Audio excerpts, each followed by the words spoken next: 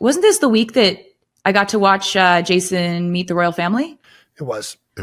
Yeah, I knew you were serious when I was like, Jason, do you want to go meet him? And he was like, what do I do with my beer? Yeah, I watched him have this moment with his beer where he's just like, but I want to take it, but I know that I probably should not take it. That's right. I watched this happen, and it was kind of the most amazing. What do I do when I meet? I like that you picked up on it because that was exactly what was going on in my head. If I don't have my beer, what do I do with this hand now? Is it like disrespectful to have a beer when you need royalty? Or am I just like being authentic by having the beer? I would normally have the beer. Wouldn't they want me to be myself? I'm watching you say that in your head. Yep. And it was fantastic. I don't know. I'll always remember that. Memory. I was just like, I'll always remember meeting you for the first time, Jason. Do we need to talk about that? That time I did hold on to my beer. You did. What was, I guess you brought it up. What was that first impression like? Did you know I was told to be on my best behavior? I didn't know what you were told, but I did know that one of the first things I saw was like, you say to Kylie, I was just shotgunning beers with the Bills Mafia, and I really want to go through one of the fire tables. Yep. I want to jump through it. I want to jump onto the flaming table. And she goes, okay, can we not do that right now? Yeah, guy. And since then, I've heard her say that exact thing to your 4-year-old. About like, mommy, I want to throw this pudding on the wall. Wouldn't that be fun? Can we not do it right now? That's a common phrase for. And so I meet you. You're exactly as I thought you would be. Kylie is exactly as I thought she would be. Just like the realest, the smartest, the coolest. You're fantastic. Obviously, you know that. And then I swear to God, Jason, you flew through the window at light speed. I've never seen someone so big move so fast. It's impressive. It's like, you know, when you see a cricket and it's here and then it's gone and it's 16 feet that way. You're like, did it just jump that way? How did it do that? And he gets more athletic the more beers. I mean, it's real. It was wild. I really should have played in the NFL drunk. I think it would have been better. You know what? At this point, I would never argue with that. And all of a sudden, like, you're out there in the snow. You're handing me children through the window. Like, I was trying to. That was fully not my best moment. It was. And like, I think it actually was. And I'm She's really like, grateful. Taylor. I was like, you want to see Taylor? I got you. Let's go. We're going in. Whose kid is that, Jason? Do you know where this kid came from? But yeah, it was, I think it was your best moment. And I think I'm very lucky to have gotten to see it. I love this like new world that Travis has shown me because it's so fun. It's so exciting. There's so much pressure on these players that I kind of was like, I've only ever been in music and been like, you know, seeing that. But the pressure on sports is just such a different type that I have such a respect for everyone. Like everyone I meet on his team, like everyone I see doing this, I'm just like, you've been focused on this since you were a kid. And it shows. Well, and I'm sure there's a lot of relatability there. Anybody trying to be the best at what they do and dedicating their lives to it. I mean, yeah. And I've been so lucky because I never have gotten to see what the suite looks like when I play the game. Because they didn't have a camera. I never get to see my friends and family. So now whenever I make a play, I get to see it, what it actually looks like, how much fun they're having, what, you know, the type of support that I get and how crazy it gets. So the Vegas Super Bowl, there was a camera on the suite, and when Nicole scored that touchdown, and to see everybody in that suite start jumping on each other. People are body slamming each other into other rooms. It was so violent. It's giving me the chills right now. Everybody. I'm the luckiest guy in the world. That video. To get everybody going crazy. People went down. Like there were people punching each other. It was like absolute chaos. And like I have every memory of that. Like every memory of that moment is intact, but it's just like screaming and thrashing around and trying not to be taken down by this undertow of your friends going absolutely apeshit. I loved every bit of it. Oh, it was so insane. I mean, the suite that is the Travis Kelce suite that has been happening. What was your first impression of that? Of everybody in there? Who's the MVP of the suite? Who's the MVP of the suite? Okay, so he's got which is an incredible, like a huge green flag, is that Travis has had the same friends since he's probably 4 years old. Yes. Literally. And he's incredibly good at maintaining friendships, and he's so loyal, and his friends are equally loyal, and they're just the funniest, most hilarious group of people. Yeah. And you want to talk about green flags. The first game she went to, the Bears game, she literally went through the front door of the stadium. Yeah, we walked right in. Just right in, like like general admission? Through general admission, through with everybody on the bus to the game. Oh my gosh. And I was just like, oh, she's just in it. Yeah. She's down. She's down for the ride. She's here for the fun. She's like, I'll fucking go. I'll go through the mud. I'll be a part of Chiefs Kingdom. Like, if this is where we walk in, this is where we walk in. I don't know what to tell you. I don't have an alternative. I'm like, we just played here 3 months ago. Yeah.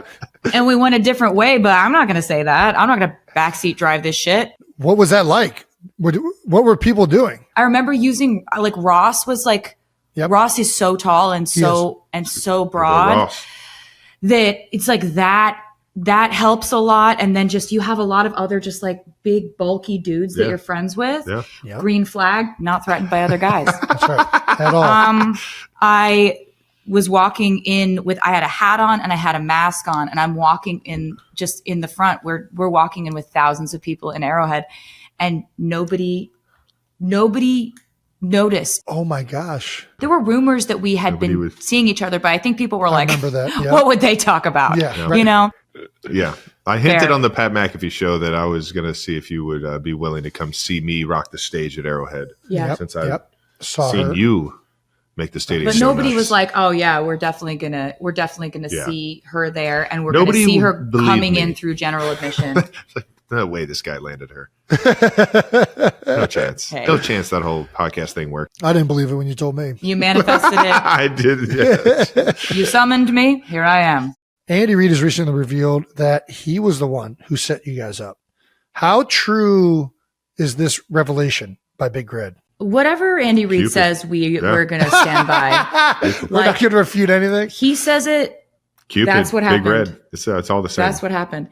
He's been friends with my dad. My dad is the most social man who's ever been born. Shout out to Scott. I was about to say, who's not friends with Scott? He's just a maniac. He will make a friend in an airport in 1971, have a 5-minute conversation, and still be talking to that dude twice a week now. But he's like that with everyone he meets. Like he's able to have very many, very meaningful relationships.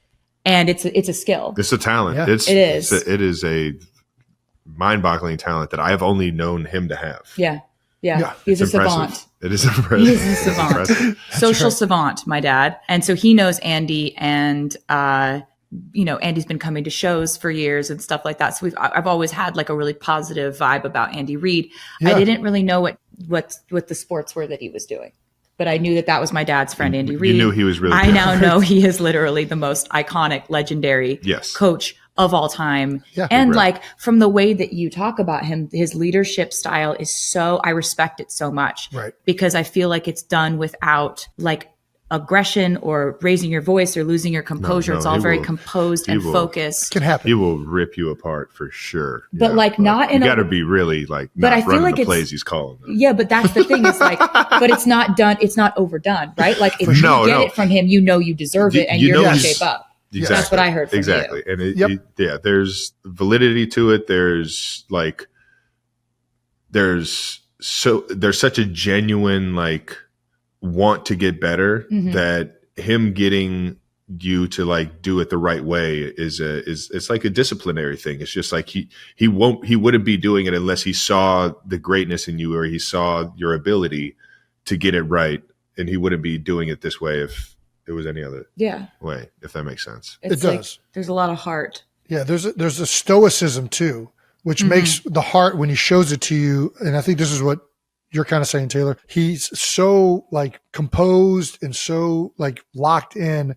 And then all of a sudden when he does show that little bit of like warmth, it's like, oh, there's that teddy bear. I see him. Yeah, he's funny. He's cheeky. Yeah. And then, but it's like everything has a reason. Like everything is very like intentional. He's like, I feel like he like coaches and lives in a very intentional way, which I think is really awesome. And it's just like a great leadership style. Yeah. There's a layer of trust and there's a layer of like discipline where you're going to have some fun playing for him, but you're going to know when you got to flip that switch to be serious and be on point and do it his way. He says it all the time. He's got 51%. I was like, all right. Yeah, whatever you say, boss. I always feel like when you lose your shit, you lose your leadership, you know? Yeah, for sure. It's just kind of something I've always kind of tried to administer in what I'm doing. But he's a huge role model for that, of how he motivates people and how he does so without flying off the handle, and is just very focused on what the right thing is at the right moment. Yes. You know?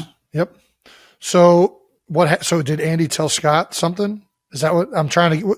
What did Andy say to Scott? I mean, okay. So when you guys did the full send on the podcast, yes, there was a full send, yes. And he was like, "You want to date me?" And everybody heard it. It was the shooting your shot heard around the world. Yes. Basically, everyone who likes you, which is a lot of people, started reaching out to everyone who knows me. There we go. I think it was like Andy was vouching for you. I think it was my relatives, my cousins were like, love you, please, Andy. please. He's amazing. There were friends that were like, he's actually an amazing guy. Like, he's so great. There was a lot of kind of people whispering in my ear about you. And I actually, that's not normal. Like, it's not normal. There are people just willing to go to bat for you and be like, you don't understand. This guy's incredible. Well, Andy, well done. Yeah. Thank you, Andy. And for Scott. everything. And Scott, thank you. There we go, Scott. Speaking of which, how's Scott doing? He's doing good? So he is doing incredibly well. My dad had an interesting summer. He actually had a quintuple bypass surgery, and that's a really intense surgery. Yeah. So it all happened really quick. He went in. I know he would want me to say this because he really he learned a lot through this process. He's had a healthy, perfect EKG every year that he's gone in to get his physicals. Yeah. Perfect EKG. Yeah. But what found his 5 hard blockages in his heart was a resting stress test. So he's been telling all his friends, you need to get the stress test because that's what's actually preventative. If you can find that earlier, you don't have to have a bypass surgery. You can sort out those blockages with stents and things that are a lot less invasive. So he finds out that he's got these blockages. They're like, we got to do this like tomorrow. Yeah. You shouldn't, like, we don't know how you walked in here, dude. This is crazy. So he was, of course, saying to our family, he was like, you guys are busy. I don't want you guys to have to like come in here. Like, you and Austin are busy. Like, just you don't have to do this. The don't brave come. dad, the strong dad that, right. you know. He said something about like when a cat is injured, it curls up around a tree and heals itself. I was like, Dad, cats don't have quintuple bypass surgery. He tried to relate. That's wild. You're just saying stuff now. That doesn't mean anything to me. And so I was like, okay, I'm not going to come there. Yeah. All right. Like, yeah. So he wakes up from surgery and it's my mom, my brother, and me and his best friend. And he comes out of surgery and he did like a comedy set for like 15 minutes. He was the funniest he's ever been, and he's usually really funny. But he's like, we didn't know how many blockages he had, and I was like, Dad, you had a quintuple bypass. You had 5. That's crazy. It's more than we thought. And he's like, well, you see, I come from a very competitive family. We're just like, and it was kind of wild because it was very parent-child reversal. Yeah. In a lot of ways. Like my brother and my mom and I were each taking shifts in the ICU and staying with them 24/7. And I remember when I was a teenager, my parents would the big fight we always had is I'd sneak my cell phone into my room and be talking to my best friend Abigail under the covers all night. And they'd be like, you have a test tomorrow. You need to rest. We're taking your phone, whatever. Yeah. I'd get to the hospital. My brother will have done the night shift and he's like, Tay, you got to take his phone. I caught him FaceTiming his friends all night. He needs his rest. He needs to be sleeping. He's FaceTiming all night. It's like one of the main things you need is your body to just like recover. And I'm like, I'm not taking his phone. He'll get mad. He's like, I'm not taking his phone. You got to be the one to take his phone. I'm like, I'm not doing it. My mom's like, I don't want to do it. My mom. So we're just like, it's like we've got we've got to take our teenage son's phone away from him because he's FaceTiming all night. He came out of surgery, tried to give guitar picks to all the nurses and doctors, but he wasn't wearing pants, didn't have pockets, hospital gown. You know, I'm having these moments where I'm like, this dude built play sets and swing sets and cribs for me. I'm building his shower chair and his walker and his like bed that goes like this. Like, it's just surreal, man. And you're like, you know, we just all moved in with him for the whole summer pretty much. And just, you know, because you can't really walk on your own. We had a little harness for my dad, just like walking dad on his harness. And he was like the loveliest patient ever. He just kept saying thank you over and over again. So guy was full of life, man. Yeah. He was appreciative that he caught it. And he still is. Yeah. You know it. We had the FaceTime with him last time we were together, and I was like, "Yeah, he hasn't changed a bit. This guy's still freaking got the energy going." Yeah, So like Trav was hanging with him the other day, and he was like, "So, sweetie, he says he's at 75%, and if this is 75%, I'm truly terrified of him." To give you the update, I'm probably at 85 to 90% now. So we still got a month though. Yeah. So my dad's like, new arteries, new me. My mom just got a new knee. New knee. There we go. New knees. She's doing great. She's scampering around. We're not quite at scampering yet, but she's doing great. She's up and moving around. Yeah, this was just like the summer of my parental upgrades. Like we're just upgrading the parents, making sure that they live to be at least 186 years old. Huge. Because they're two of my best friends, and I just adore them. And it was actually one of the most special things that's ever happened to me, like spending all that time with them this summer and getting to, like, you have those long talks that you don't have when it's like a small concentrated period of time. This is when I learned to do the sourdough, right? My parents' friend Tina sends over a loaf. Shout out Tina. That's my girl. I love you. Thank you, Tina. Sends over like the best loaf of bread I've ever had in my life. To call it bread feels really, honestly, sort of like it's gold. Sort of like minimizing what this was, it's modern day gold. So I'm like, I need to know how to do this. I go over to Tina's house. She teaches me how to do it. She gives me some of her starter. Life is never the same. Okay. All these things are happening in Florida. Travis is doing his training. He's like, look at him. In Florida. Look at him. And he's so fast and he can jump so high. So this was our Florida summer. That's what it is. It's a hell of a drug. It's one hell of a drug. Really Florida'd it up.